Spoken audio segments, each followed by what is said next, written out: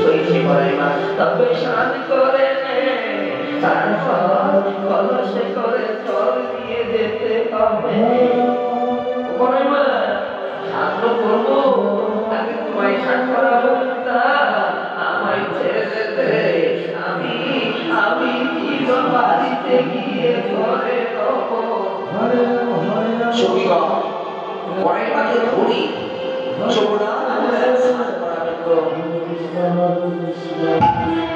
এটাই হলো হরিমাল